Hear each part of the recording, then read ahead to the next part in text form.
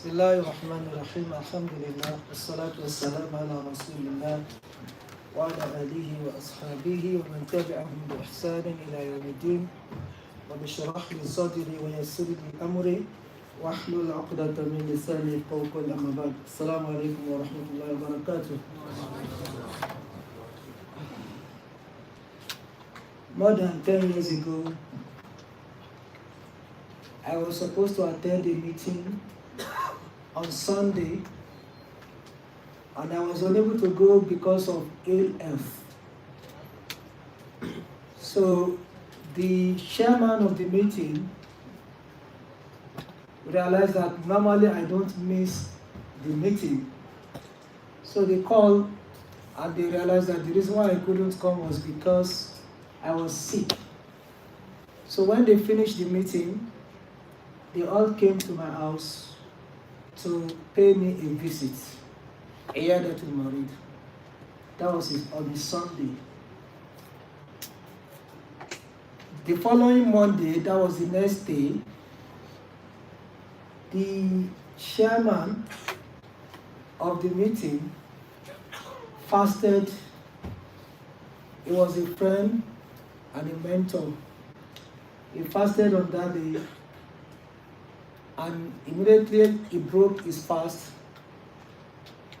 He was attacked by unknown men and he was killed. He was killed after having broken his fast. Normally, he doesn't miss fasting on Mondays and Thursdays. Regularly, he doesn't miss them.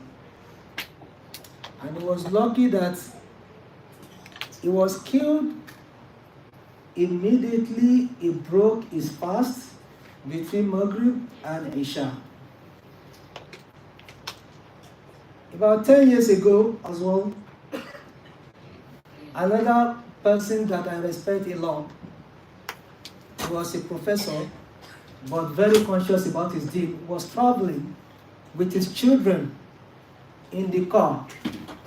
And he told his children, let us make adhkar, and he said, let us do istighfar. At least 100 each. As soon as they all did it, a little bit after that time, their car was attacked by a big lorry, and he died in that motor accident.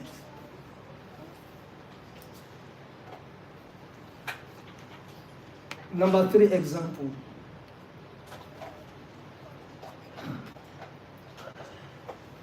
Dr. Sulaiman Umar Al-Ashqar, in his book, Death, he wrote a 6-series book on Aqidah, the faith system in Islam. And he narrated the story of some people who were at the time of their death, and they were told to do La ilaha illallah. So say La ilaha illallah. But instead of him to say La ilaha illallah, he was saying, raise me more. No, he used to gamble, he used to play like something like Ludo or something like that. You know when people play dice. So the language that they use was what he was saying when he was told to do La ilaha illallah.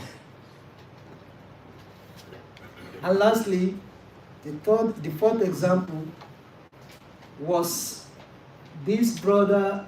He used to work with ambulance team, and he said on so many occasions, if they arrive at accident scene, they try to tell people to say La ilaha illallah, they can't say. But there was a day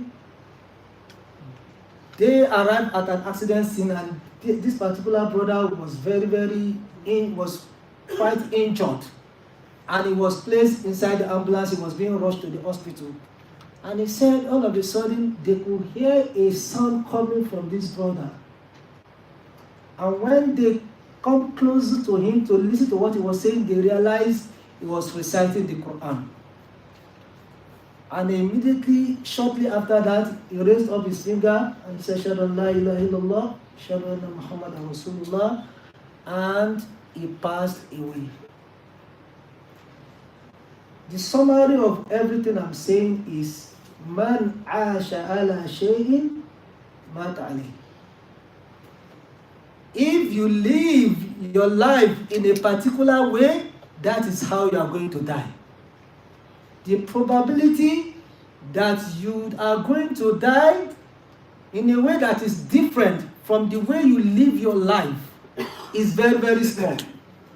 If you always live your life in a particular way, the probability that you are going to die in that particular way is higher compared to otherwise. Yeah, there could be few exceptions. So the question is, do you like to die now? Would you like to die now with all the sins that you have? Is it your plan to die after Ramadan? Do you wish to go back to your sin, or you want to seek Allah's forgiveness? You don't want to go back to them again. What is your plan? Because the way you live your life, that is how you are going to die. That is how you are going to die. So, fix your relationship with Allah. Fix your relationship with Allah. Repent from your sin. And fix your relationship with those around you. Do you want to die while you still have grudges with your loved ones? Because death can come at any time. Kullu nafsin dha'iqatul maut. That was the verse that we read tonight. Kullu nafsin dha'iqatul maut. Allah said, every single soul will taste death. وَإِنَّمَا تُوَفَّوْنَ أُجُورَكُمْ يَوْمَ الْقِيَامَةِ. And you are going to be repaid the action of your, you are going to be given the reward of your action on the day of judgment. فَمَنْ زُحْزِحَ عَنِ النَّارِ. Whosoever is saved from hellfire, وَأُدْخِلَ الْجَنَّةِ, and is admitted into Jannah, فَقَدْ فَازَ. Allah said, they are indeed successful. وَمَا الْحَيَاةُ الدُّنْيَا إِلَّا مَتَاعُ الْغُرُورِ. Allah said, the life of this world is nothing but delusion. Whatever you are planning this world, oh, I want to achieve this, I want to achieve that, it's deception. You are going to live it. So focus on what matters. What is it that matters? Your relationship with Allah and your relationship with the creation of Allah around you. Let them say good things about you before you die. And the way you live your life, that is how you are going to die. We ask Allah subhanahu wa ta'ala to grant us a good ending. We ask Allah subhanahu wa ta'ala to grant us good ending. We ask Allah subhanahu wa ta'ala to grant us good ending and to grant us good life. ربنا آتنا في الدنيا حسنة وفي الآخرة حسنة وقنا عذاب النار.